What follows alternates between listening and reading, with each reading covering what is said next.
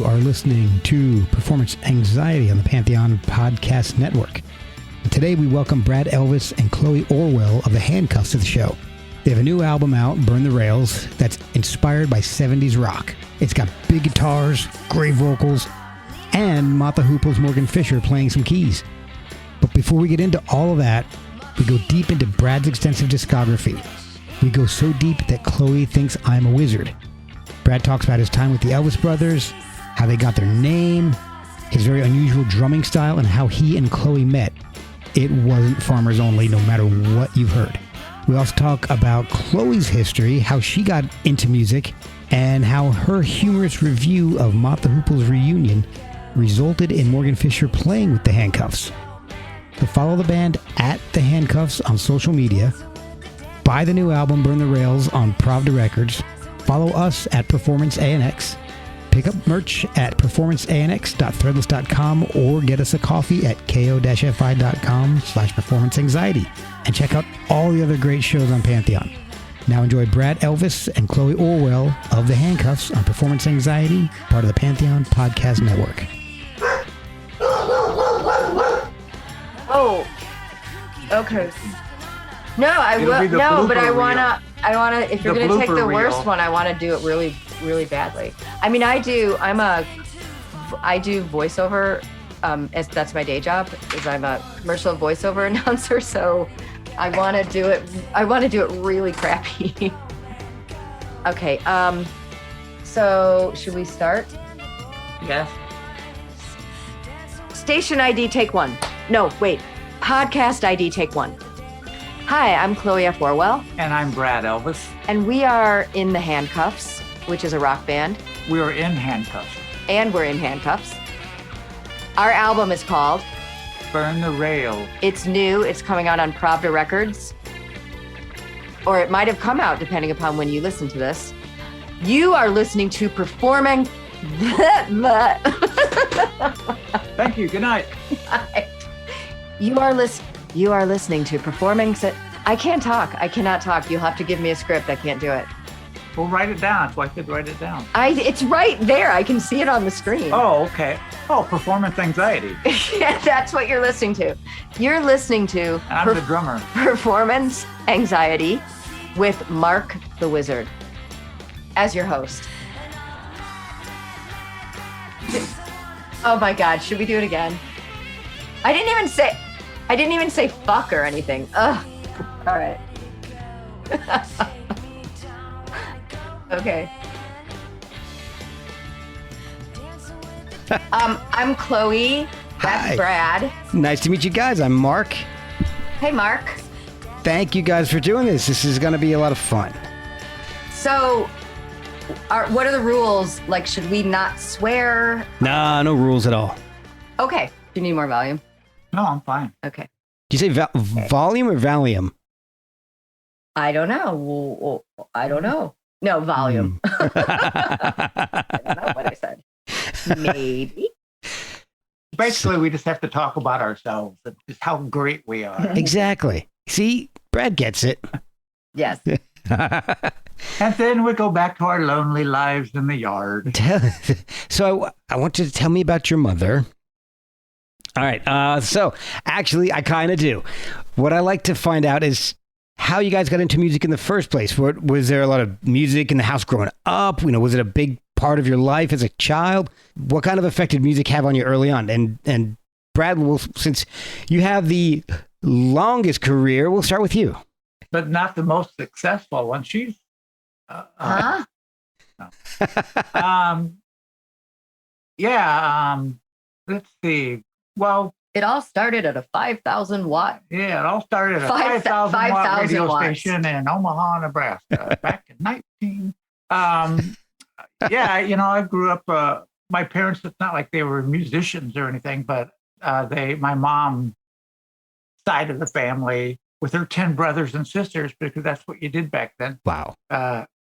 They could all play pianos and guitars and banjos and mandolins, or they could like build things like with wood. They all kind of had this artistic thing. Wow. And then I have one older brother, 7 years older, and he was the same way. He played guitar, Okay. but more like the folk era stuff when I was growing up. And Okay. so anyway, I was around that all the time. And my dad loved music. He didn't play any instrument or anything, but he just loved listening to it. And so I grew up in that environment and basically just kind of inherited that in my gene because.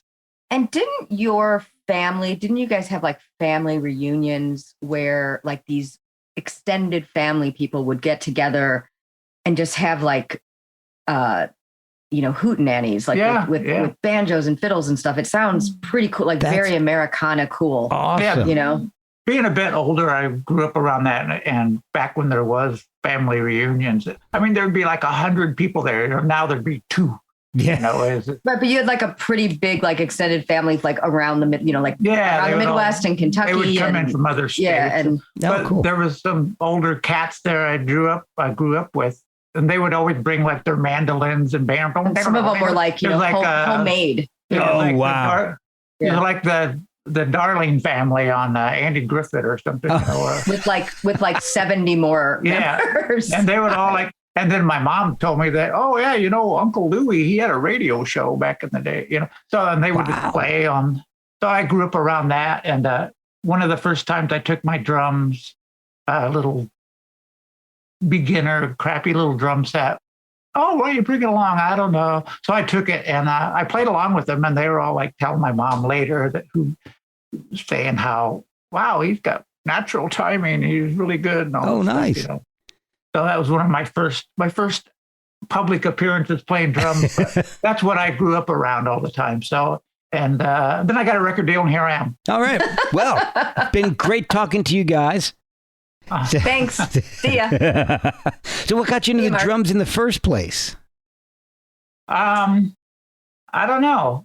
Just my personality, character kind of was drawn to it. I was trying to decide between bass and drums. Okay. But you weren't stoic enough for bass. Huh? I'm kidding. All right. You weren't stoic and so for whatever reason I went with drums and I could just kind of play immediately. Okay. Not that I'm sure I wasn't great, but I would put a record on and I'd play along with it, and not very long after that I could play, I want to learn that fill. So I would play that fill. And I never thought anything about it. I just thought, that's just the way it is when you play an instrument. And then later, years later, I found that's not really what happens with a lot of people, they have to work at it. And I was like, I never really thought about it. Not that I'm like some savant, but I just naturally, I could play drums, and I'm self-taught. And oh, wow. That's just all I ever wanted to do. Self-taught from, I don't mean to butt in and be bossy like I normally am, but and you were self-taught from listening though. It's not like you just from what? From listening to records. Well, right. Well, that's kind of how I'm self-taught. Yeah, but I mean, no one came in and showed me how to hold my drumsticks or where to hit the drum and all that stuff. And you just sort of did it by ear. That took me about 3 years. Huh? No, I'm just kidding. You're holding sideways for a while. Just right. I was like stabbing growing your boats. Went through a lot of drum heads that way. It's like, how do they do this? Are you a drummer? No. Okay. And I do not have natural timing. That's a plus to have natural timing. But you were on time for the podcast, so I beg to differ. Well, thank you. You have good timing and being on time. Perhaps I should think of a new career then. Maybe drumming is for me. No, don't do that. Or dating. He's always on time. So, Chloe, what about you? How did you get into music? What were you listening to? How did you get into? And you play guitar and saxophone, right? Yeah, I mean, I started out as a sax player. It was the instrument I picked in grade school. Okay.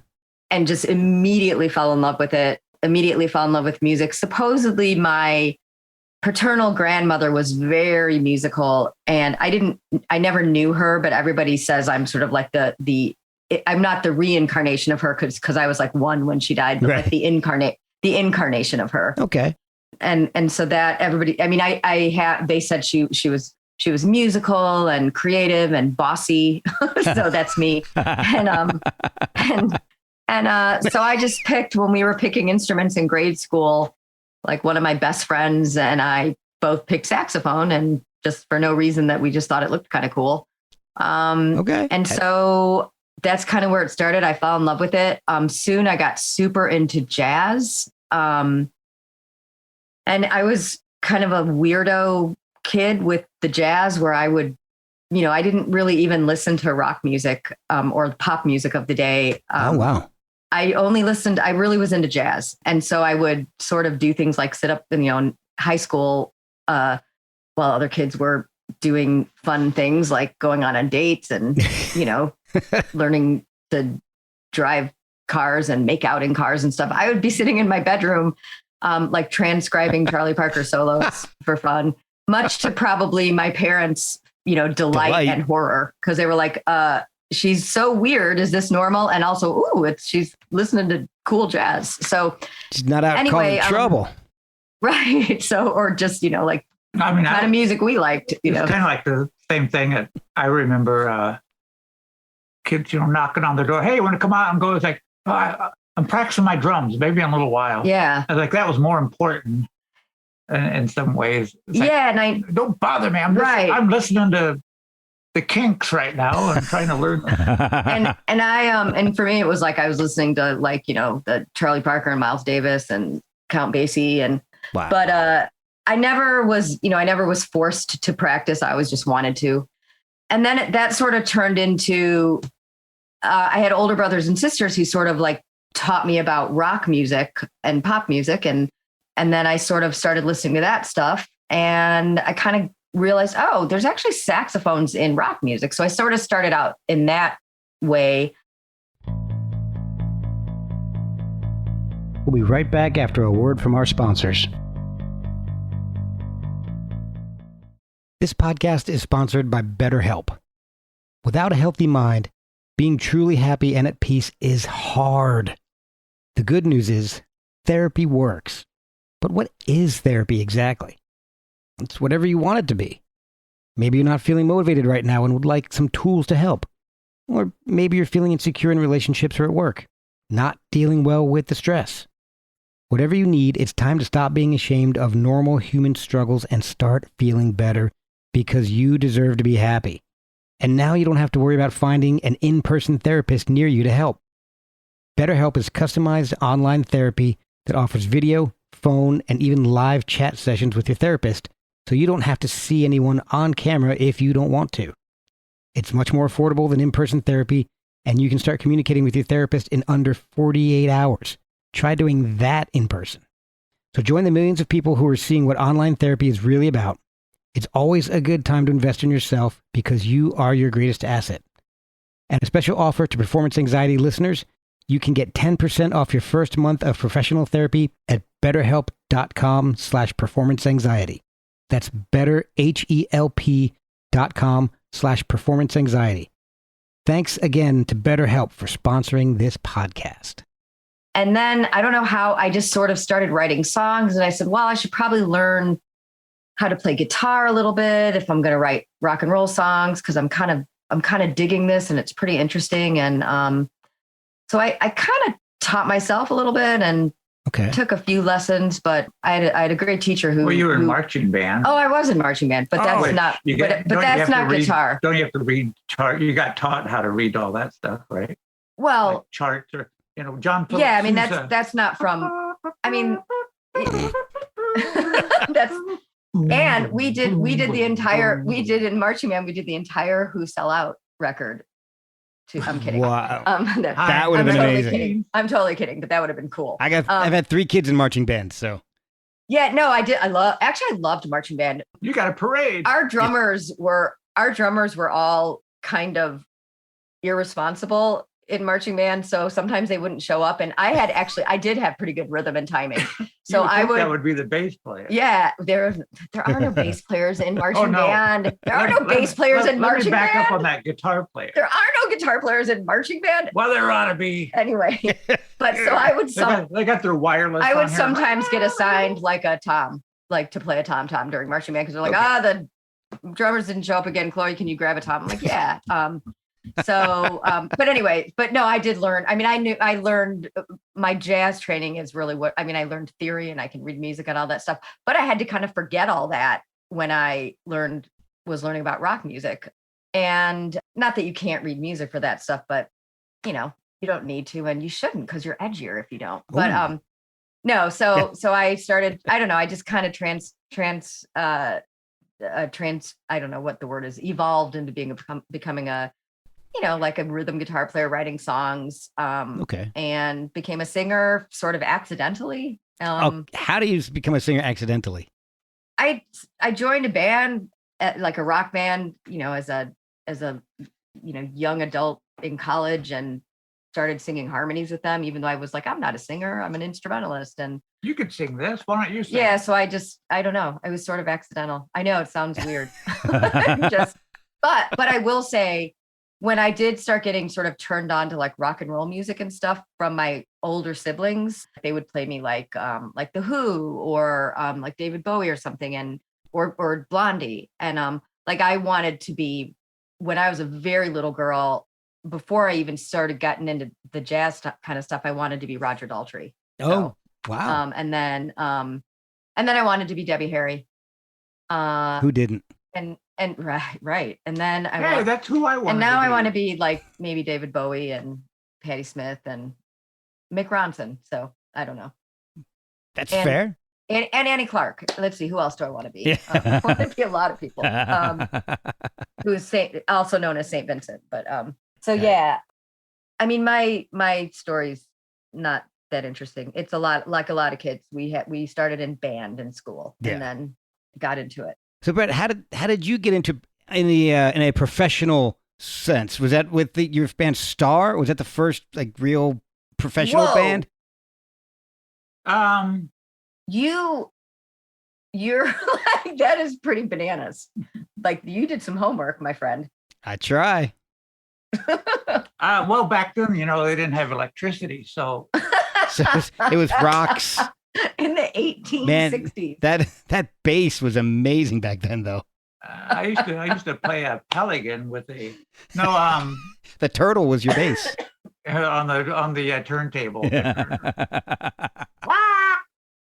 So, gosh, you know, I first heard, you know, records and was into rock music as a youngster, and it was around and playing drums, and of course that's what I practiced to, was all the bands of the days in the 60s, you know, Beatles, Kinks, Who, Stones, Paul Revere and the Raiders, you know, all the bands that were popular. And when you were a wee one, I was just having fun playing with that. But you know, like, oh, they're so cool, you know, and the Monkees, you know, whoever was popular back then, and of course, then you have that dream of, I want to be in a band someday. I'm going to play in a band, and so that's where it always kind of starts. And I feel like I went with my first. I finally got in, you know. Oh, they're from high school or like freshman year or something. Oh, I know this kid that plays guitar, and but you know, one thing, you ended up playing together. You start off in a garage or in your bedroom playing with them, and so that evolved into on and on. Little bands here, little band here, one gig here, one gig there, different line, and but all along you see that brass ring. You want to be in the magazines and be like that rock band, the popular, and so that's what I always worked for. And so for a couple of years, I actually got a band. Each one kept getting more popular or played better gigs, you know, and I actually got paid for them. You know, you start off playing. They don't even have these. They don't even have these anymore. But it's kind of sad. But you know, back in the day, they would have like a lot of bands would go play free in the park, local bands, or there'd be high school dances, tons of high school dances. Like every high school had dances all the time. Saturday night, you know, the band's playing. Oh, let's go. Yeah, exactly. In teen centers, so there's like music around. There's nothing like that anymore, you know. Well, because we have the internet. Yeah, you just go on the internet TV and you sit alone in your put your earbuds in. Because I feel like your era, like your generation, it was not that it was easier, but that was more of like a career path you could do. Was Yeah. to be like a I mean, you could actually get a rock record deal yeah, and, you know, and do stuff. Yeah, there was kind of a set way to do it. Yeah, You knew you what you had to actually do. would get a. So you could get a your goal record is deal. to keep you could getting send better. your stuff out. You know, your goal is to keep getting in better bands. And after, I think by the 4th year of me playing in bands in high school and stuff, I finally, by default, became leader. The band I was in was really good and doing well. And then they decided to split up. And I go, well, I like this. I want to keep going. Right. So I asked the guitar player, hey, I'm going to put this thing together. I want you and I do this. And so that was the beginning of my first band, which turned into Star. Okay. I've actually been band leader guy.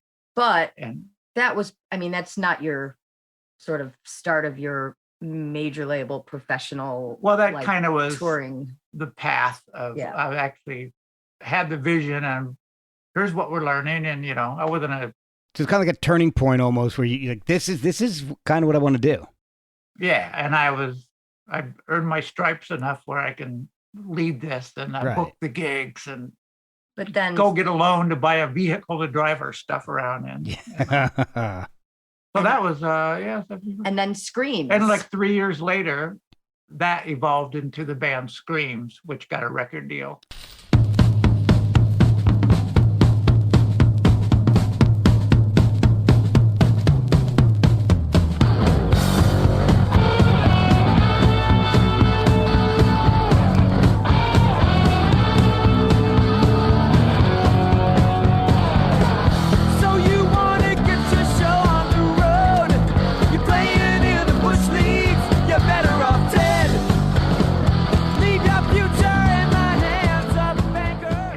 At the end of and that was at the end of Star, turned into Screams. And at the end of Star, at some point I was like, man, we got to do something. Just playing clubs, same clubs over and over, and doing this and that. And I found it. There was a manager guy. I was like, maybe if we get a manager, if we move anything, right? And so I did find this manager, and then we ended up moving. And just to also interject, like he was from a relatively small town, I guess, which is also kind of a cool part of the story, I think, because it's not like you were LA kids or, you know, New York kids or Chicago kids. You were, you know, Peoria area kids, you know, not even Peoria, like Peoria suburb. City, you know? Right. Or not even I don't even think they call it a suburb. It's just like a kind of a working class you know, Illinois town. Yeah.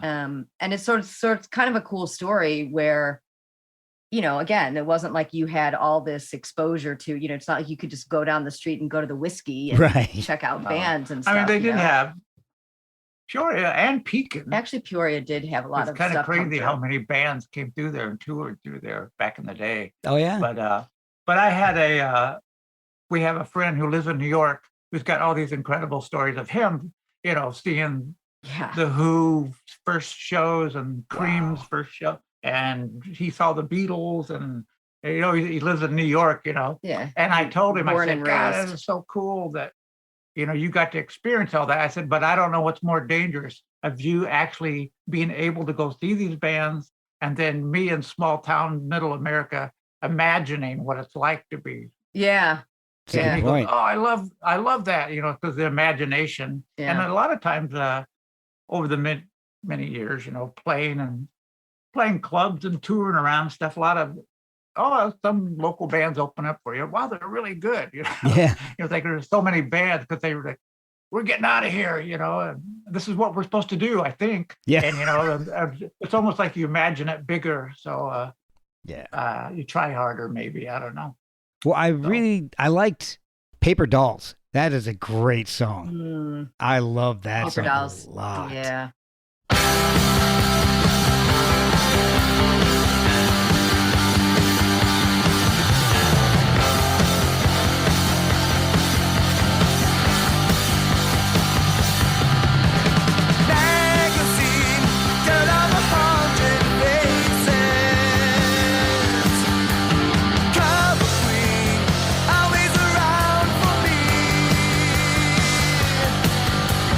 Photograph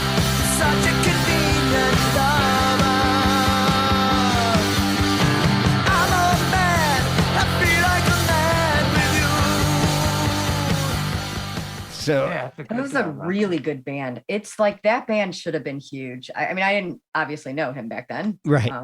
I would have. You weren't even born. I was very small. I was like a tiny little. But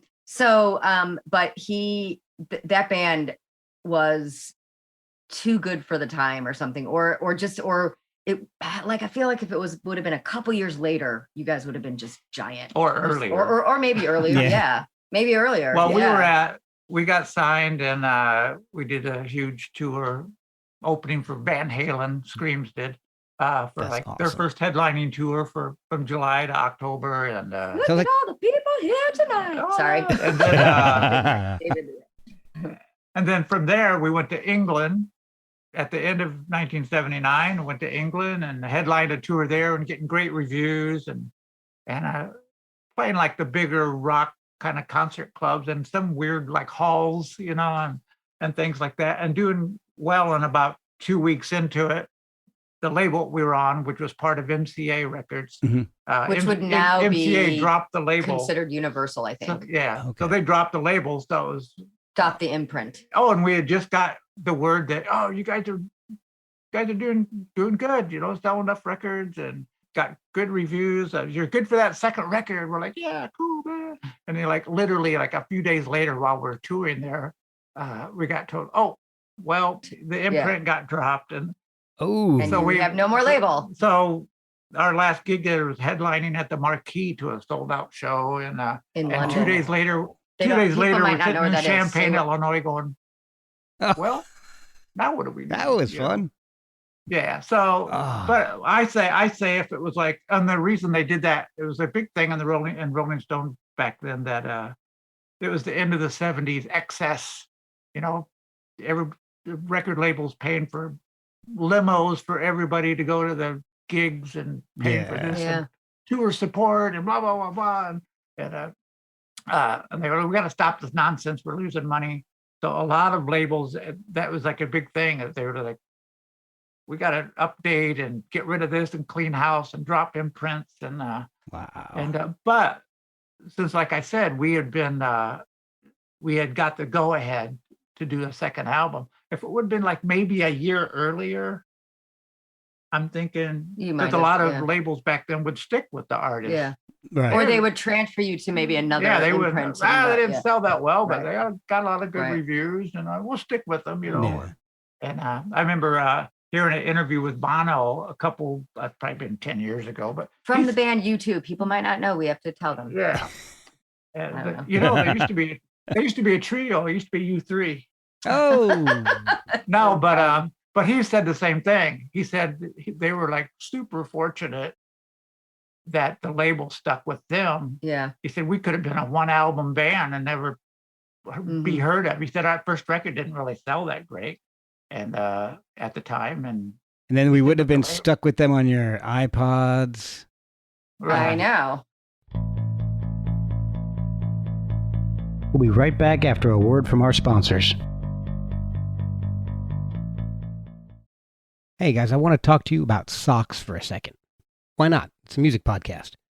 But I tried a pair of socks from Boldfoot and loved them.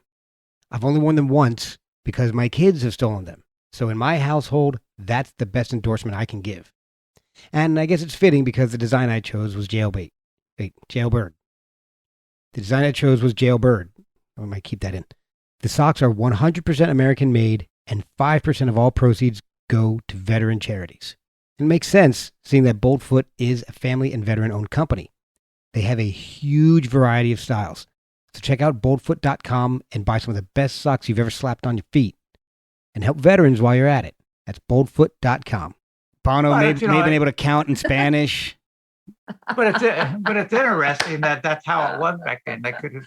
That was good. That would have changed a lot of different stuff. And we haven't even gotten to Elvis Brothers yet. Oh my gosh. Boy. Right. So, well, let's do it. So how did... Wake up, audience. Yeah. So how did Screams end up... Well, okay, so we know how they ended up, but how did you end up going from Screams to the Elvis Brothers? What were you doing in the interim, and how did that turn into the Elvis Brothers? Well, we stuck together for another year with the hope of...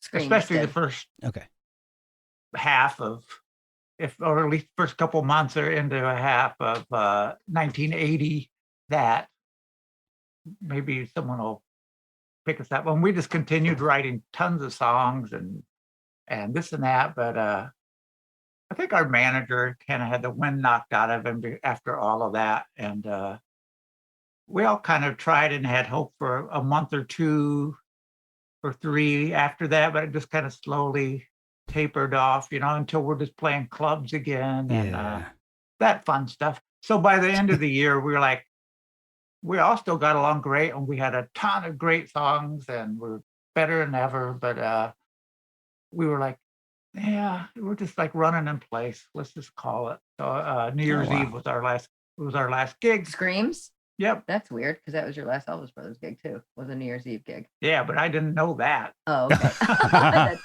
Okay. Avoid New Year's Eve from now on. Right. And I'm writing a book with a ton of stories of my long history. I heard, yeah. So just read the book. No, okay. But I'm going to interject something again too, because I know, yeah, please. So they were in Champaign, Illinois, which is a university town. It's a big university town where University of Illinois is. We relocated there. Yeah, they had relocated there, and so that's where they sort of had settled. And Champaign was and still is to some extent a pretty fertile music ground. And part of it's probably because it's a university town, but it had so there were a lot of musicians there and a lot of opportunities for you guys. That's and, what we and everybody sort of met other people who wanted to be in bands or who were in bands, and so they think that actually helped because you had actually been in a town. There's towns like other towns like Iowa City is a good example. Bloomington is a good Indiana is a good example of a lot of college towns are fertile grounds for making music. Oh yeah. And again, part of it is because of university town, and part of it is, I don't know, maybe and I it's think location also.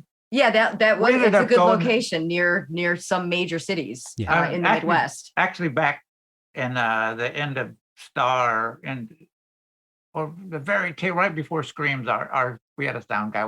That's back when you had to lug your entire sound system and lights around because clubs didn't really have them back then. Oh wow. He said, "Oh, we need to update our system." So there was a sound company down in Champaign, Illinois, and he had looked up, and that's one of the reasons we went down there. Is sound play, made PA systems and Ariel Speedwagon had come out of there, and Irving Azoff. Okay. And big record a ton of other bands you probably never heard of, but at the time, like Rufus and all those kind of bands. We're going in and out of there and exchanging members, the Finchley Boys, who you probably never heard of, but all of the One-Eyed Jacks, all these bands that were like a big deal. And I think a lot of it was the area, because it's kind of in the middle of Illinois, but I figured out, and a lot of touring bands would come through there, because it was a university town, but St. Louis was about 100 miles that way. Indianapolis was about 100 miles that way, and Chicago was about 100 miles north. So I think touring, it was good routing. We'll stop in Champaign before we head up to Chicago or before we head down to St. Louis. Right. Yeah. From Indianapolis, you can go to. So I think a lot of Louisville, that had to do with go to the Nashville. music of that town, and at that time, and a lot of other bands got signed out of there and stuff as well. But so Elvis Brothers. I'm going back to Elvis. So so then he got into the Elvis Brothers formed, and sort of, I mean, I don't know how long this podcast is, but until we're done. Like a 6-part series. And then and then they, got a record deal and did all their touring and stuff and toured with everybody. I'm doing the abridged version. Yeah. So is the Elvis Brothers when you started drumming standing up? Yeah, and eventually. How do you know this stuff? Are you a wizard? I'm a wizard. Are you like a? Can't you tell by the hat? Oh. You guys, I'm just going to leave and let you guys have the room. With the stars and moons on it. Wow, yeah. And my robe, my Alabama robe. Right. So, yeah. So that's what it, but is that when you started drumming standing up? Yes. After Screamed, I started my own band. And actually, toward the end of the Screams, my high school friend Graham, he joined up with us, and just because we needed something, and it's like when Billy Preston came in with it kind of helped add something to our, Yeah. And so that was only like 6 months. Split up. We all kind of went and did our own things, and then the Stray Cats released their very first album in the UK. It didn't even come out over here for like 2 years. Oh, okay. And so we had that first UK album, which was great. And I went, oh, this is so cool. And so Graham was like, oh, we have to start a rockabilly band. I was like, nah, no one wants to hear 2 or 3 sets of that stuff a night. And so he and the other guy, Rob, who his band had just split up, Cold Kitchen, and they had been on Epic Records for an album. Oh, okay. And so we all had something, but so this was just like a fun on the side thing, this Elvis Brothers thing. Okay. And so I joined up with them. I said, okay, just make a little, have fun, play some rock and roll stuff, and on a Tuesday night or something. And rockabilly. Huh? You originally mentioned rockabilly, so. Yeah, it was like a rockabilly thing, and that's why I thought, I'll stand up, because the drummer in Stray Cats does that. It looks fun, and I've always been what do you call it? Showy? Yes, always open to that, and bouncing drumsticks and catch them, and I still do, like swing my arm like Pete Townsend while I'm playing drum, like keeping beat and all this crazy stuff. So yeah, I'm going to try standing up. That looks like fun. So. And that thing took off immediately, and we were signed like a year and a half later or something. Now, and we were just doing it for fun. So, if I'm not mistaken, you hold your drumsticks backwards, right? Yes. So is that something you've always done? A wizard. The wizard has spoken. I know. I'm Gandalf. You are. Well, when I was teaching myself, at some point, I thought I should find someone to follow and learn after, rather than just being scattered and learning stuff everywhere, which I continued doing that anyway. But I should find somebody that I really identify with, and this band called some band called The Who. Never heard of them. They put this single out called I Can. I really like their single. I Can See for Miles. We already mentioned The Who, you guys. Not you're thinking of Hootie. No. The Hootie. No. I Can See for Miles. So I thought, well, no one, I love that drumming on that. No one played drums like that back then. I didn't know the drummer's name. I didn't know anything about him. So short story long, I eventually found out the drummer's name, and then their next single come out, and I bought that, and the next single came, I just kept buying, and then I started seeing pictures of him, and Keith Moon was holding a stick backwards. I go, well, if that's how he does it. And it makes sense to me. And you don't hold a baseball bat backwards. That's true. So anyway, the weight. Okay. I like the weight of it like that. And that's how I taught myself. And that's how I taught myself. Well, it works out really well, because I did see some pretty interesting videos from the Elvis Brothers. You guys did a Led Zeppelin medley. That was awesome. And you've got that, I think possibly because they're back, you really do sound really powerful playing that. This is our favorite song right here.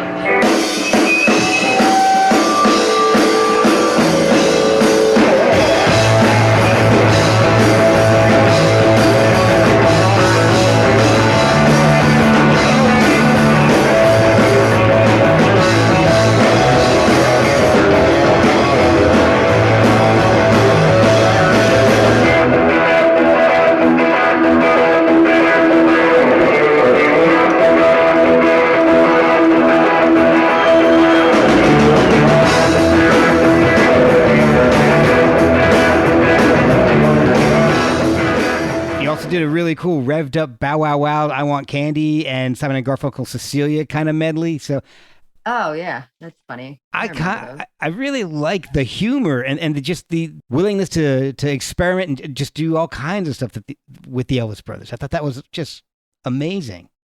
Well, I think a lot of that, all of us being hams, that, and we were just, like I said, we started that band for fun, just on the side. But for some whatever reason, the chemistry of us and us just making light of everything and just laughing. People said, "Who writes your material?" And we're like, "Oh, we all of us are songwriters." No. We mean the comedy like stuff. The shtick. But we were just our banter on stage, and we had some kind of charisma, charm, all of that in one sock, and it just kind of it just took off immediately. I mean, we started playing for fun. Our first gig was September 11th, 1981. And by December, we played 28 shows in December alone. Oh my! That's how. I mean, within a month, people were calling us, and it was just like this landslide of gigs. You got to get this band called the Elvis. But within like a month or two, and it just kept growing and growing. And then Cheap Trick's manager heard about us, and he was interested, and he became our manager. And all of us wrote songs, all three of us. So we had plenty of material, and we were signed pretty quick. And all of our serious side bands that we were writing songs for on our own, we had to all abandon our thing because Elvis Brothers thing. And we always joked, well, not joke, but we always said, if we thought we were actually going to have a record deal and have MTV videos, we probably would have never, ever named ourselves the Elvis Brothers. Yeah. But we just thought that was sounding so funny at the time because instead of the Everly Brothers, it was the Elvis Brothers. So I don't know how old this audience is, but they're all going to be like Googling. They'll be like, well, that's a good thing. Everybody needs to know the Everly Brothers. On their phones. Yeah, actually, that is a good thing. So did the band name come first, or did the band member names, last names of Elvis, come first? Name came first the night before our first gig. And the night before that, we we sat in with some band for about 4 or 5 songs. So the club owner could hear us, and we still didn't have a name. We called ourselves something else. Next day, we rehearsed for our first real gig on a Tuesday night, and looking at our set list, we had a lot of Elvis songs. But I just want to clarify, back in the day, bands would often do, 3 sets or 4 sets. Yeah. So they would have to also throw covers in. Oh, yeah. I just don't want people to think that because nowadays, like of my generation, that, a cover band is different from an original band. Right, yeah. Back then, an original band would also do covers. Like nowadays, original band, most bands, they play one set, of right, and they will throw a cover in that they make their own. But, well, back then, 3 or 4 sets. Just to clarify for the teenagers. And like you said, you saw us doing a Led Zeppelin medley, and that was just kind of for fun. It was all intros. Yes. No vocal. Right. And we throw in some weird cover. And you do love like John playing. Bonham, so that's. So anyway, he's looking at the list, and he goes, and I said, "Oh, so cool! You and Graham. This is Rob and Graham." I said, "You both have your vocals are so like Everly Brothers, and we grew up so much with Beatles stuff, but we're kind of more like a super rockin' Everly Brothers or something."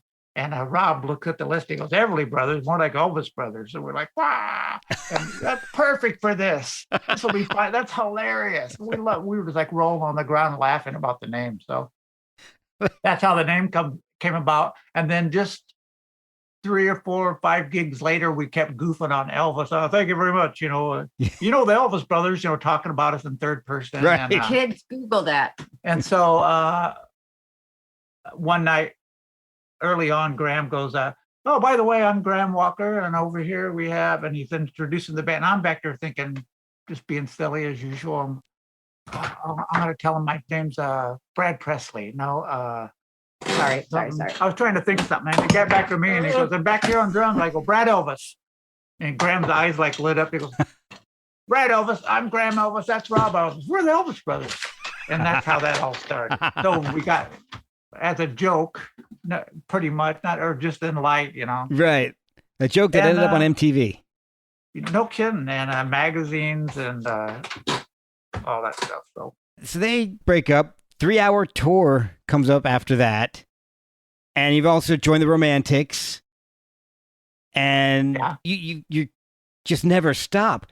I mean, you weren't really in 3-hour tour. You played for them and you wrote songs. I mean, for Elvis them. Brothers went on. We had albums and stuff, and eventually I started a couple different versions of a band called Big Hello, and we had and then I got back with the Elvis Brothers, and then one of the guys that was in Big Hello, that first version, started 3-hour tour, which I've played. So you've played on the records, and I play on all his records, and he's done a couple of my songs within that, and so that's what that. And he's played on. I mean, I'll do another abridged sort of he's played on a lot of albums. So I don't know if everything's listed what you've been on. You've played on a lot of stuff like Hispanic Boys and Ike Riley and Jay Bennett. Oh, cool. Who was in Wilco? Yeah. Dearly departed Jay. Yeah. And just a lot of just tons of records that I don't even know all of them. I don't even know. I know you don't even know all of them. You mentioned Big Hello. Is that where you two met? Or did you meet before and start Big Hello together? It was, but it was like version 3 or something. Yeah. Because I kept Elvis Brothers, and I kind of had to do things on the side. I just was constantly writing songs, and he had Big Hello, and he was looking for, and you had moved to Chicago by then, which is where I am from, and because didn't you have Big Hello when you were still in Champaign, or am I wrong? Yeah, the first version. The first version, yeah. Okay. And the kind of cool thing is there's a band, again, kids, look this up, called Gentle Giant, who were like a really cool prog band from England. One of the guitarists from Gentle Giant was the first lead guitarist. These guys are crazy amazing too. They're so good. Oh yeah. But he was the original guitarist in Gary Green from Gentle Giant. Giant. So that's kind of. He played in the second version, second version of Big Hello, which was a trio. Wow. And then when you moved to Chicago, you sort of continued it, and then I joined. So how did you end up joining Big Hello? That's how we met. Me? Yeah. I just muscled my way in. Sounds good. Sounds about right. We met an ad. He was looking for a lead singer. An ad. We met on farmersonly.com. You don't have to be lonely. And farmersonly.com. I can't believe I know that jingle. That is amazing. And I did I'm so sorry, farmersonly.com. I did a terrible rendition of your jingle. I'm going to isolate that and have my first Handcuffs bootleg. You know what? I will redo it for you at the end of the show in a better. I'll get a guitar and do it. No. So we met. We put an ad in the old timey newspaper back then, the Reader, which is the Benjamin Franklin Times, Franklin's Almanac. Poor Richard's, there was an ad in Poor Richard's Almanac next to a plow. It was the Farmers Only Almanac. Oh my God! See, that's why. Thank you. I'm done. That's why you're the host of the podcast. Go ahead. We shut those blinds too. He's shutting the blinds in the house. So we met and yelling. Hit it off because of music. Actually, we hit it off after I learned about rock music from my older siblings. I ended up loving the Beatles, and my favorite Beatles album was the White Album, and we sort of bonded over the White Album on the phone, met, got together. I joined his band. He liked my songwriting. I contributed some songs, and the rest is history. And we've been making music ever since. With Big Hello, you mentioned before Big Hello that you were just kind of singing in the background. And what made you pursue singing and Big Hello as the lead singer? Gosh, I guess because I started writing songs, and then I started singing those songs, and I started recording those songs, and I was like, all right, I guess I'm a singer. And then it kind of was, some of my heroes have also sort of turned, like saxophone turned guitar turned singer songwriter, like people like PJ Harvey and David Bowie. And I honestly don't have a good answer. I never really aspired to be like a lead singer, but it just kind of happened.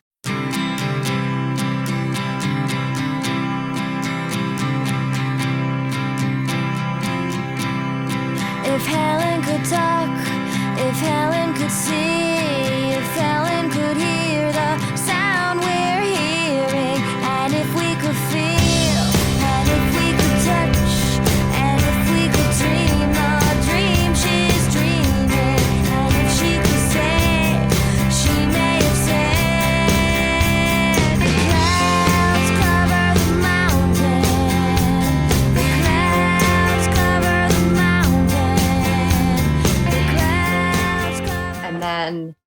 Brad kind of made me do it, and now it's all this. No, I'm kidding. He didn't make- Is it true that the Handcuffs kind of started off as a studio thing? All right. So and I guess I kind of jumped the gun on this one. How did we get from Big Hello to the Handcuffs? Big Hello kind of ran its course, and we had 3 CDs. Yeah, and, we did well. And we did well. We're from Chicago, but we would play like in Los Angeles, and we did like little touring. And we kind of mini tours and stuff, and got a sort of a name, but we wanted to, Brad and I both, and that kind of ran its course like bands do. Yeah. And but then Brad and I wanted to sort of evolve into newer, not new, different music. Like we were, and so we didn't think continuing Big Hello was the right way to do it. It was kind of, but I had started it before I met Chloe. Yeah. So it was my vision and this and that. And I found Chloe, and we were doing mostly my songs. And then eventually we started doing your songs.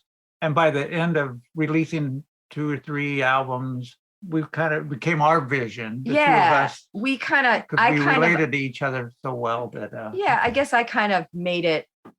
You sort of allowed me in to also put my stamp on it. Because originally it was and one of the reasons it was his vision is, as a drummer, most people don't think of drummers as songwriters. And so I think, and he writes music and lyrics, not just, people still, I'm sure some people think our guitar player is the main songwriter and I write the lyrics, of our band. It's like a drummer's curse. Right. But so I think, he had started originally Big Hello before we even met, as sort of like another songwriting outlet for him as a drummer, so that if he gets in a band with too many other writers, it's hard as a drummer to get your stuff in. And he's a great songwriter. I mean, he's like my favorite songwriter. So I was really lucky when I sort of answered the ad. I didn't know who he was, and a lot of the people from my generation were like, "Oh God, you're gonna meet up with Brad Elvis and see if you can be in a band with him." I think he might be out of your league or something. And some of my friends, "Oh, do you have a dog?" 2 of them, and they're like 3 rooms away. I don't. Oh, I love animals. We love animals. We have cats, but we will keep them away. They're from 3 each other. buildings away. They really are. It's. I got a 90-pound boxer Australian Shepherd mix, and the biggest derp of all time. His name's Hammond, but the big derp, his name's Albert. He's a pit bull Labrador mix. I wish they would come and say hi to us on camera, but maybe afterwards. Maybe I may see if I can coax him in here. The Hammond is hilarious, and Albert is just such a derp. If you get another dog, you have to name him Junior. Well, Albert Hammond Jr. Okay. Funny, interesting story. So we got Hammond about 6 years ago, and we named him, he's a rescue, and his name was Harry. I didn't like that. Okay. Yeah. So we love the British show Top Gear. And so we were the plan originally was we're going to get 3 dogs, named one Hammond, one Clarkson, and one May for the 3 hosts. Yeah. And we got Hammond, and we never ended up getting the other 2. Fast forward 6 years, my oldest daughter, so she's 19. She broke up. Her and her boyfriend broke up, and she was feeling pretty down the dumps. So she wanted to feel a bit better. Wanted to get a cat, and I'm like, no, can't do that because A, you're allergic, and B, your mom's allergic. So no cat. And so she's like, what about a dog? I'm like, well, we can talk about a dog. And so the next day she brings home a dog, and his name. I like her already. His name just happens to be Albert. So it's by pure happenstance we have Albert Hammond as our dogs. Yeah. That's great. And now my two daughters are standing just off camera here, and this is the youngest one. Hi. That's Maggie. Hi. And I'm Chloe. There's Josie. Hi, you guys. That's Chloe and which Brad. One's Albert? Which one's Albert and which one's Hammond? That's Hammond. That's Albert. And my son is probably working on his car right now. Who's feeding the dog? Oh, somebody's got to go feed the dog. Yeah, I think they've coerced my son into doing that. So anyway, I don't even remember where we were. I just know we were talking about puppies. Yeah. Yeah, my dog started making noise. I think we were talking about drummers as songwriters. And so that was right his after outlet. Procol Harum. Kids, Google after that live album. Yeah, and I don't know, we just, when we started when I think it was like we got into the Handcuffs, it sort of, kind of eventually it didn't really turn into the Handcuffs. We just wanted to do different things. Mm-hmm. And we knew it was going to be something, so we purposely tried to write songs that didn't sound like Big Hello. Yeah. Kind of try to update everything and do this and that. And we just started listening. So we didn't even have a name for a while. Yeah, it was sort of just a recording project for a while too. We were like, let's take a break from playing.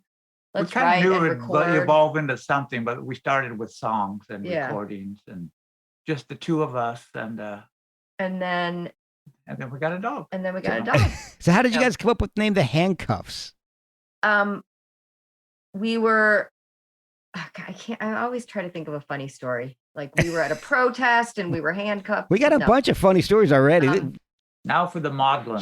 We just kind of, Brad came up with it. We were together at the time, like as a couple. We were just like very, very good friends and great writing music partners. Okay. And I was in my apartment and he called me and he said, "Hey, what about the Handcuffs?" Although I think we might have been a couple. Were we a couple at that point? We were a couple, but we weren't like living together or married or anything. We were living in sin. We weren't living in sin. We weren't living together. And there is no such thing as living in sin. I want to be very clear, podcast well, the listeners. Bible states no, stop it. I don't know anything about Stop it. But I called her and I said, I got this great name, but I'm sure it's probably taken, but how about the Handcuffs? So I'm like, get on my computer. The two of us, and we're kind of handcuffed together and it sounds like a good rock and roll name. It's kind of timeless. Little naughty. Right, exactly. It's a little sexy. It's like a good rock and roll name for all that reason. Exactly. And then you looked it up. I looked it up and nobody had it. Like shockingly. I mean, I Googled for hours, like there's got to be a hand. So there wasn't. So you put your foot in the door. So there you go.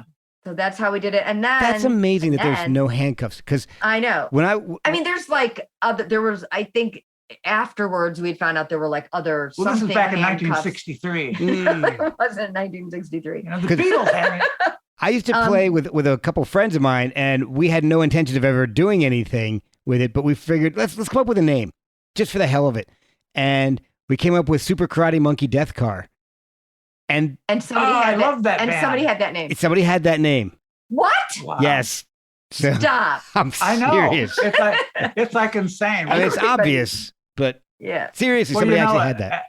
After we got it, and after a couple months, then we trademarked it. Yeah.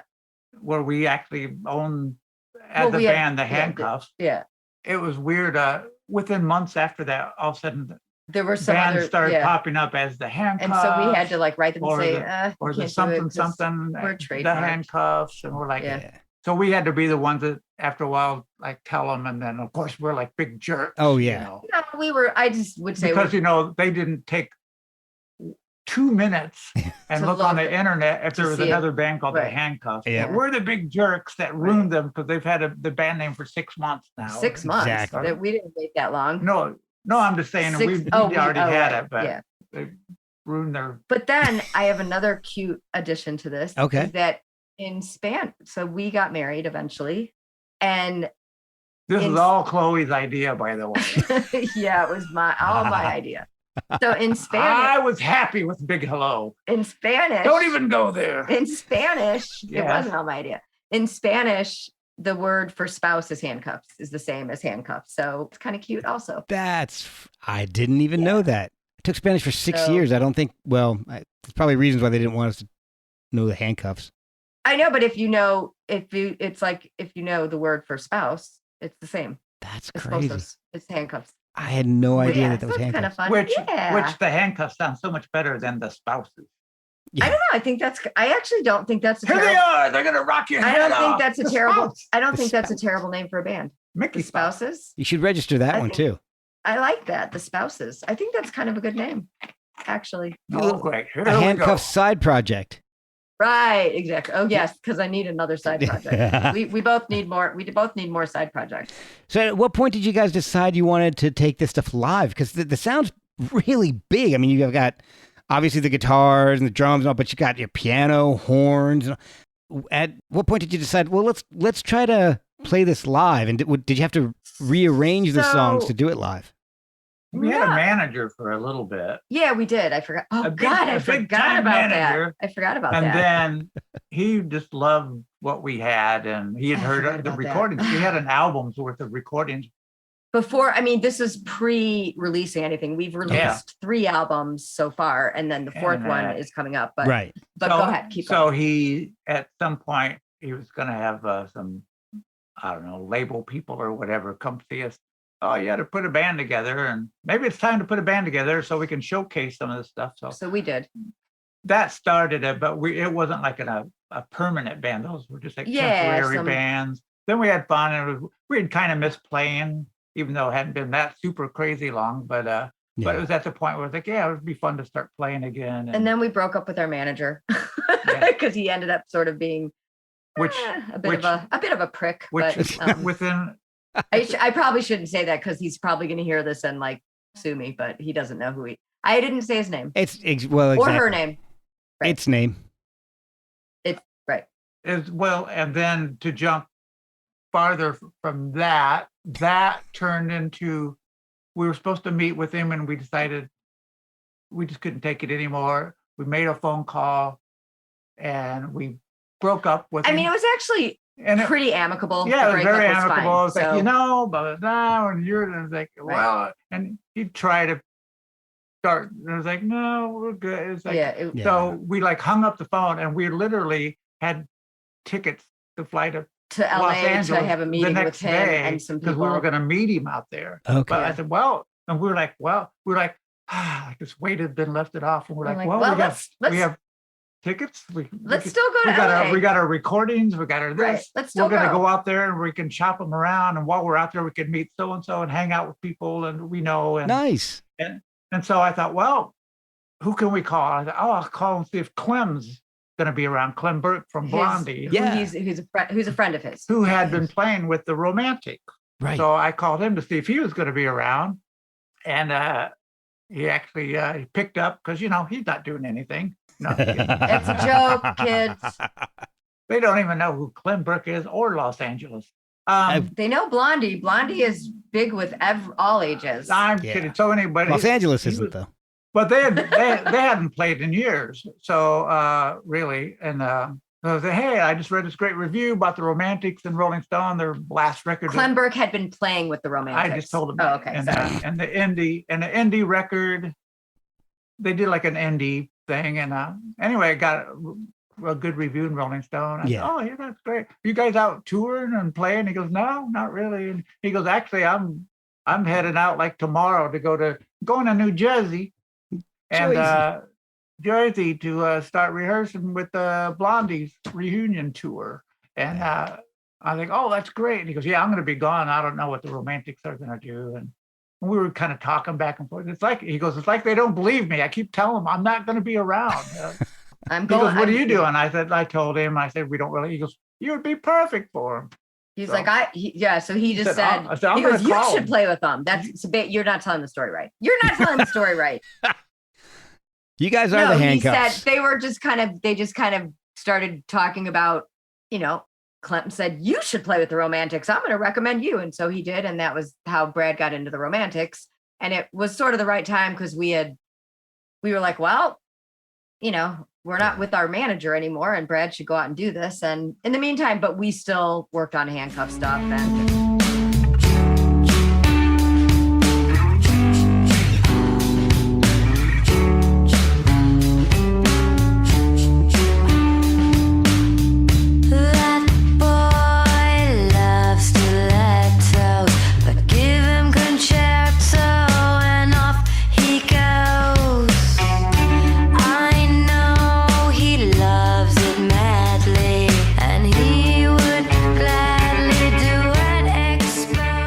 got a band together.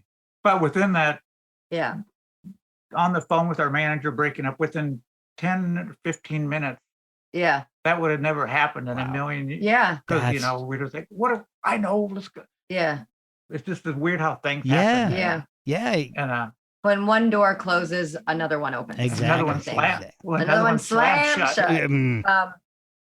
Yeah, but then okay, so get going. So that was then, and that was it's been a long relationship with the Romantics, but we still, while you play with them, and we released 3 albums, got a live band together. After our first, we still didn't really have a permanent band. Yeah, after our first album. We put our first album out, and we did some dates with people, and it was all right, but I think we need to really put together like a real permanent band with rather real than members this guy and that girl and that person. Right. So we've had kind of a basic core lineup since our second album, and our fourth one is coming out next month. So when you guys record, is it just the 2 of you, or is it the whole band recording? No, it's the whole band. Okay, cool. I mean, the first record was us and various friends. The second record, I think, was still us and various friends, and then easing in some of the people. Emily was on the second album. Mm-hmm. Yeah, our bass player Emily, who's awesome. Okay. Emily Togney. And then, but yeah, I mean, as far as playing live, we don't do all the horns and stuff live, and it works out fine. I've always sort of been not like we're a horn band. No, but I mean, if there's like a horn part, it's like it's not yet. And also, I don't want people to think we're a horn band. It's more like the glammy kind of saxophone thing or something. Yeah. But I've always been, our albums are well produced. Yes, for a good rock and roll band. Yes, but then we can still play the songs without, because I, quite frankly, I mean, unless I ever get some kind of a crew or tech or something, it's a pain in the ass to bring too many instruments to a show. Yeah. But sure. But I've always sort of been like this though, from the school of you don't have to sound exactly like the record when you play live. Exactly. I actually like it that way. Yeah, I think it's interesting to go see a band and the record maybe does sound a little different because it's production. And you're not, I mean, I guess unless you're seeing like ELO, Electric Light Orchestra, who I saw recently on some show from a concert a couple years ago, they sounded exactly like the record. Like it was crazy. It was like, how are you doing that? And I know it was live. He just put together a crazy, and then amazing. You look in the background, they have a record player with a Pelican. With a Pelican or whatever. Right. Failure does a really good job of reproducing their stuff live too. Failure, so tight for a trio. It's amazing. Yeah. And that's cool if a band can do that, but I've never felt the need to, and I don't care if other bands do it either. I don't mind hearing something different, a little bit different on the record than I hear. But for the most part, I mean, the songs, the songs and you can tell. And I don't think anybody's missing some of the other parts that, I mean, our keyboard player, sometimes plays piano and organ at the same time on the record. Obviously, she's not doing it at this, because she doesn't have 4 hands. Right. But she doesn't. But Allison Hinderleiter, by the way, our keyboard player, and then I might as well name check our guitarist too, Jeffrey Kamisiak, our lead guitarist. I was going to ask you about those because I couldn't pronounce a couple of those, so I'm glad you. You are not the only one. And we do that. We purposely find band members whose names are very hard to pronounce. It makes sense. Makes sense. Going back, I really enjoy the big sound of the albums. They're great. Like Electro Love is just great. I love that song. Oh, thank you. When I'm all alone with no one else but me at home, sometimes I'll tidy up to hear the sound.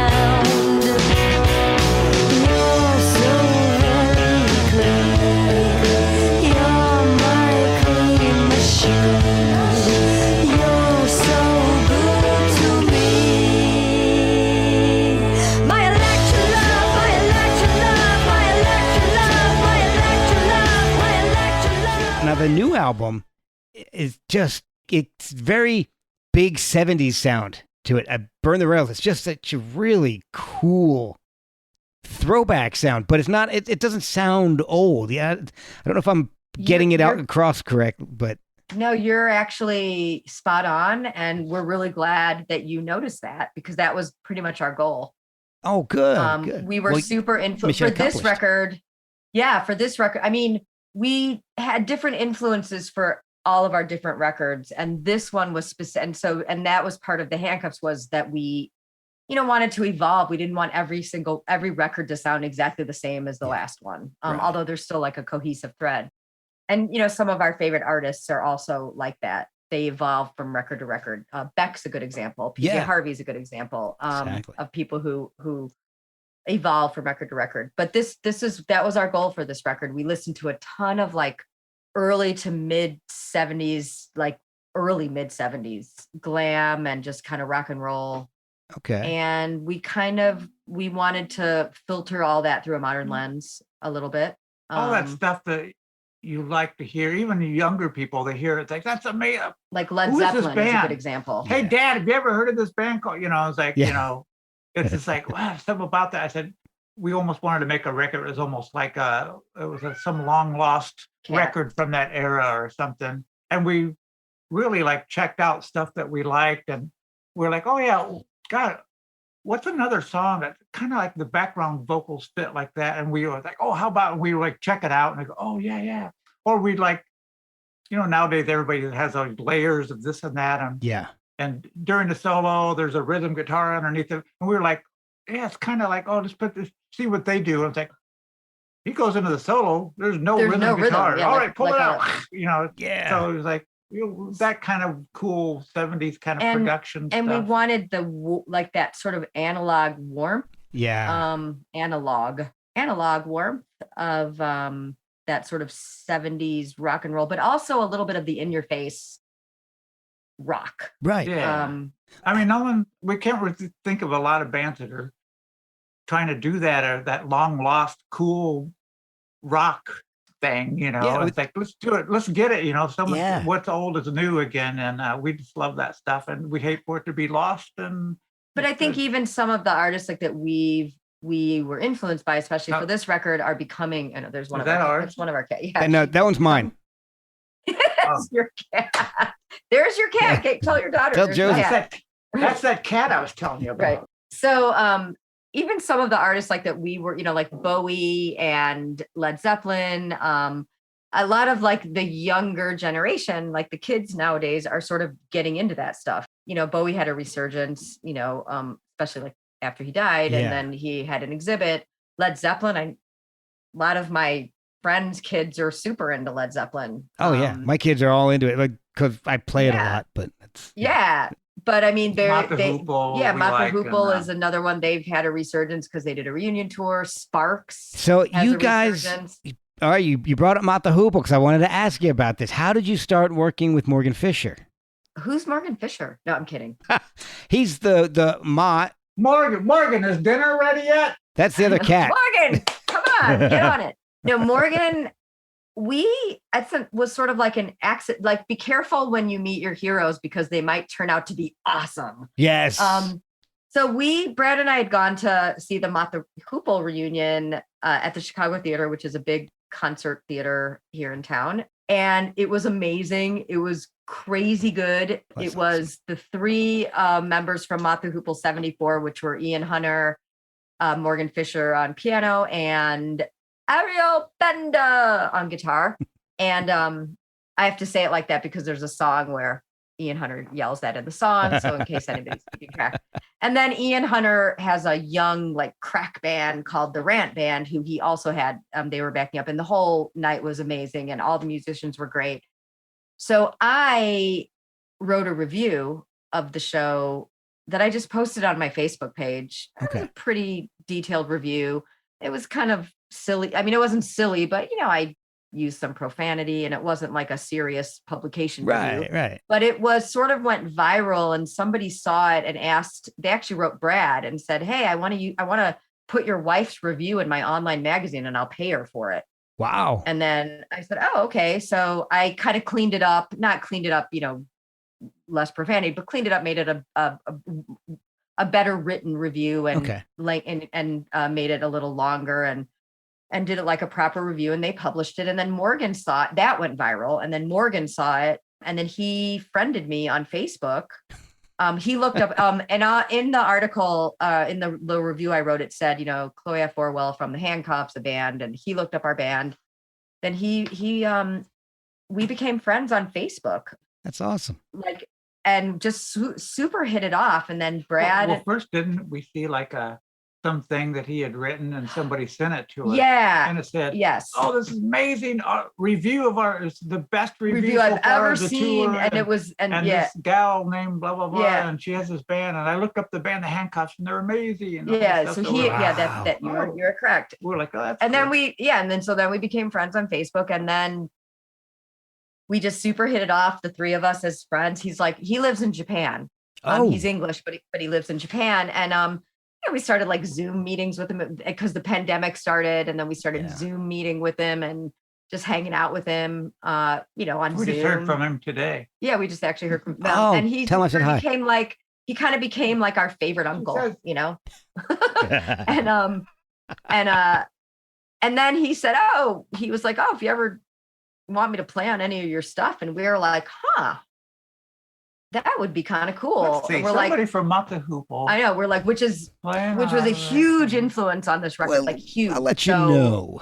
Yeah. We'll we talked to our keyboard player and said, hey, what songs would you suggest? And she helped us pick out some of the songs. She still plays on them, but he added some amazing things, that's awesome. On top of what she did, which was completely different and just great. And there's a song on there super inspired by Mata Hoople. You would think he played on that one, but he didn't. Yeah. Oh, really? There was one. Yeah, actually exactly. The one, it's called Big Fat Mouth, is very inspired by Mata Hoople.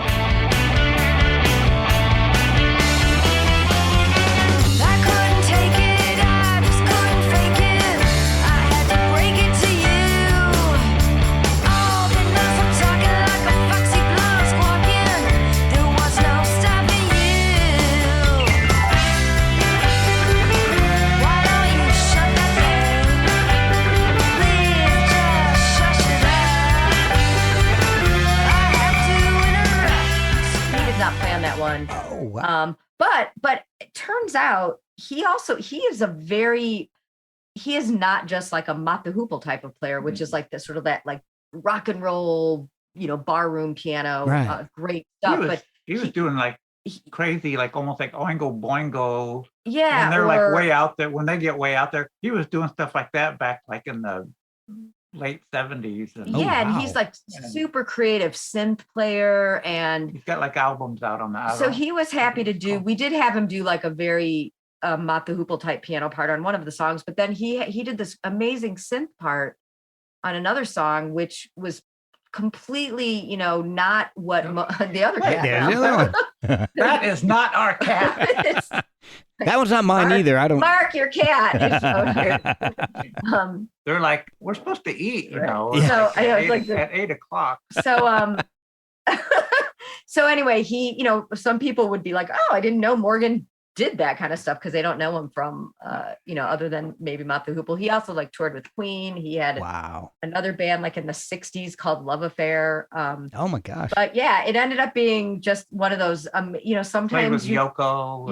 Yeah. You played with sometimes you meet your rock and roll heroes and they're like, This time we became amazing. He's like family. Again, he's like my favorite uncle. He played on a Hanoi Rock song. Oh, did he? Yeah. Wow. Yeah. That's something I just learned today. Well, I've enjoyed the new album. Just some amazing riffs like Grapefruit. That's a great song. Oh, thanks. I love that.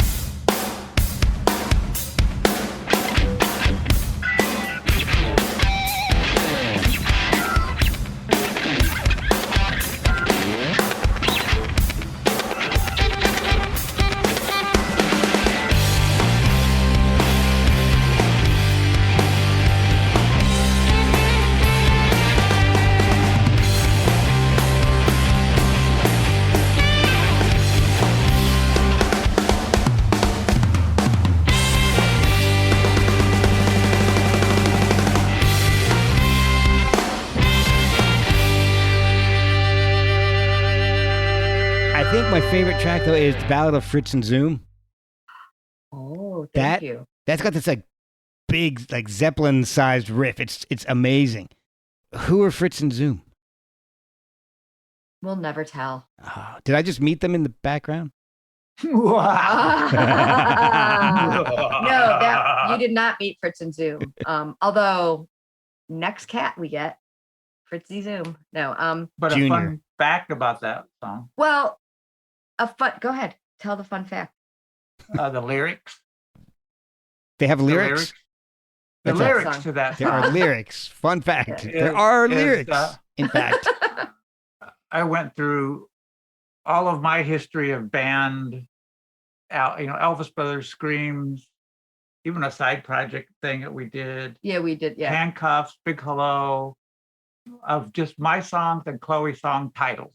And we okay. picked out, And those are every line in that is a song title, except for the chorus. The chorus is something different. except for the. But all the chorus. verses are song titles from our past career That is awesome.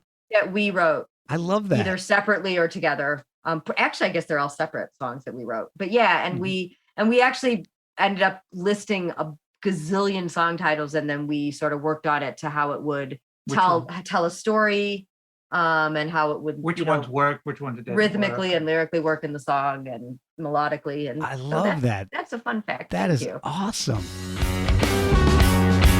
It's a pretty well, peace of mind. Love me all the way. I've got skies, big ideas. Speak to me in my mind. I just wanna be free. Hey, my, what you gonna do for the rest of your life? Hey, my, wait for love. It's gonna be. So use your imagination who the Ballad of Fritz and Zoom are. All right. Well, I love how the album ends too, with the end of the party into tobogganing. Thank you. That is really cool. You listened to the whole thing. Yes. Yay. Yes. And I love tobogganing. That's funny.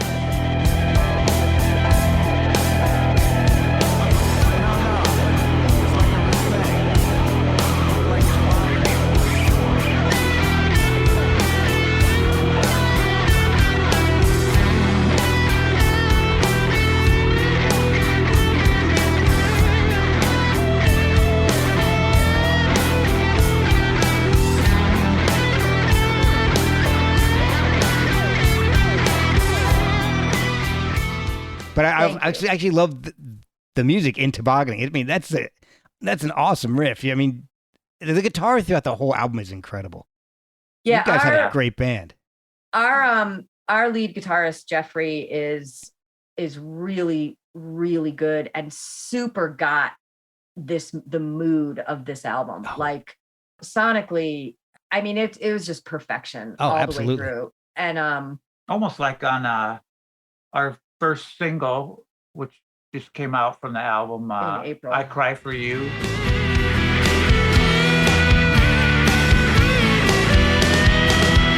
You are everything that I am, everything to me. Give me life, give it to me. You give me strength to set you free. I cry for you.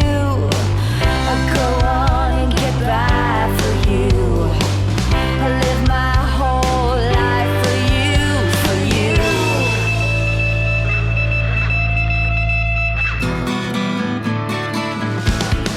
The guitar he plays on that throughout, like, this is almost like he's making his guitar like, cry. Yeah. Like, like while my guitar gently weeps, clapping.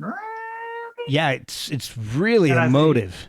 Yeah, he's just like, it's really pulling it out for that one. And yeah, and he just he's so intuitive with what a song needs, sound wise and rhythm wise. Everybody in our band is like that. We're so lucky. Our band is great. And we love them. And we wish we could just have a band house and all live together. I'm just glad that you guys keep me hanging around. Yes, Yeah. we do. So, what's up next for you guys? Are there tours or live shows in the works? We have some live shows here in town. and a few like outdoor kind of things. I mean, we would like to tour. We just, there still is sort of the pandemic. So we're kind of trying to be a little careful. We had a bad experience with the COVID. With the COVID. With the old Corona. demon COVID in the fall. Oh, wow. So, and Brad, we had actually the whole band got it. Oh man. Like boom, but like little dominoes. And we were all vaccinated, and careful. Safe, careful, and we had to cancel a super big festival show because we had tested positive like 2 days before that. Or actually it was the day before. I had to tell the promoter. I had to call the promoter. They were super understanding, of course. Yeah. But Brad had a pretty terrible reaction, side effect from COVID, not from the vaccine, from COVID. So oh wow. And it was very scary. So But I still have my teeth. No, so I mean, and he's fine and he's fully recovered, but so we're still kind of gonna. I mean, I know people are touring and everything now, but I think until we can maybe do it carefully and correctly, and maybe get a tour bus even and be able to take COVID tests every other day or something. But I mean, short answer, we definitely want to do some touring. But so you guys gotta make sure you're comfortable with it. Yeah, we just want, and we also don't want to kill anybody. So, I feel like we owe it to people to not kill people. I mean, I guess, no such thing as bad publicity. Right. Yeah, you're right. I mean, I guess if we killed a few fans, whatever. I mean, don't edit that out. that was terrible. It's like I don't know. It's like and a room full of people is bad enough, but then people forget about all the travel stuff you got to do. You got to go eat in restaurants and this, and it's like, oh, I forgot about all that stuff. Yeah. But now we just want to do. We just want to do podcasts with people like you. Oh, I appreciate that. It's not a live show, but there's a little comedy involved. It doesn't matter. As long as we get to see your dogs after the show. I don't know where they're at. If not, no big deal. You just have to send us a picture. Well, I can do that. Well, where can that'd be so much easier. It might be. But then I can't go hi. It might be I'm in the easier. room with them. But where can people follow the band? How can they get the album and keep an eye on what you guys are up to? We're on. We are on Records. Pravda Records, which is a Chicago record label that's been around. They're celebrating their 38th anniversary this year. They've had a lot of success, and they're this really cool indie label. They lasted way longer than Infinity MCA. Yeah, they lasted longer than the Screams label. Infinity. A lot longer. Yeah. Right. Infinity. That's actually pretty. Eternity. Actually, that's sort of funny now that I think about it. I know. Infinity didn't last that long. It's in the book. I actually kind of joke about. It's like, see, so as the wizard, I read your book already and I knew it. Oh, thank you. That should be your new. You are the wizard. See, we've given you a nickname. The music wizard. I'm gonna change all my intros to "I'm your host, the wizard." Please do. Oh my gosh, that would be great. We already have a song for. Yeah, we do. We have your song. When we wrote a new song. We've already got a bunch of new songs started for the next album. But anyway, dogs just went upstairs. Sorry, they just ran upstairs. I was trying to get the phone to turn, and they just ran upstairs. That's okay. My wife's going upstairs now too. Okay. Bye. So sorry, I interrupted your promotional thing. No worries. It's the new album's called Burn the Rails. It has 13 songs. It's on Pravda Records. It will be on all the streaming and download platforms. The website is currently being rehabbed, but we're at thehandcuffs.com or facebook.com/thehandcuffs, Bandcamp, The Handcuffs, Twitter. And her phone number is 77. That's funny because I don't even have a phone. No, I do have. You know why? That's pretty interesting. I see your name right. You don't want the man. What? You don't want the man to find out where you are. Right. I don't want the man. I got a chip. We've all got chips. I think I got like 4 of them now. We do have chips. We carry them around in our hands all day. I had a whole bag of them earlier. Anyway, and you have an Instagram account? We have Instagram. Awesome. Just whatever the Instagram I don't know, however they do it. Instagram.com. At the Handcuffs. Instagram. Yeah. Instagram Yeah. Elvis. Yes. That's probably what it is. Probably. And so people can find us. You know what they can do? They can Google us and they can see that we're the Handcuffs because and then they won't name their band that. The Handcuffs. Yeah. So we're excited we have some videos out. One of them was released and premiered, and then the two other ones are going to be out soon. Whenever the Suit puts them out. I'm kidding. The label. Man. Yeah. No, the label, who are great. And I don't know. I got nothing else. Recipes? Do you want my famous artichoke dip recipe? Oh, I love artichoke dip.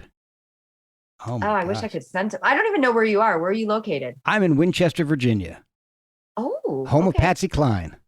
Oh my gosh, really? Yes. That is really. a cool. Wow, I love that. Oh man. Oh, Patsy's everywhere here. Patsy is amazing. Her voice is just. Yeah. Oh God. Such a tragedy, man. Yeah.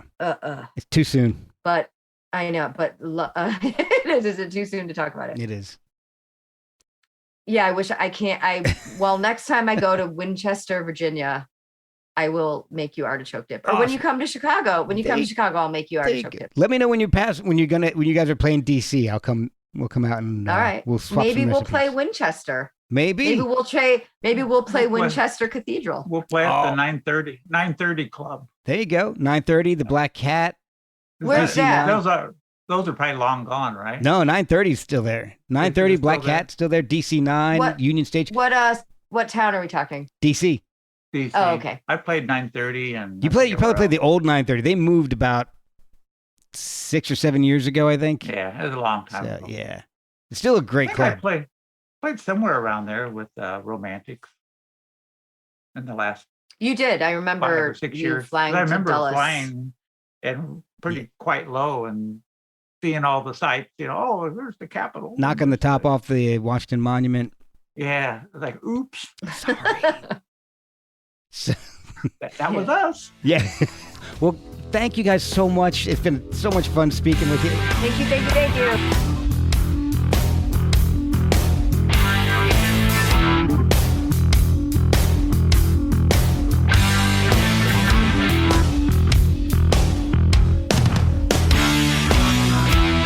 I was walking down some crowded street. I was feeling substantially free. I could feel the sidewalk heat climbing up my bare legs. Now a few observant individuals, they were checking out my confidentials. I think I know what they were contemplating.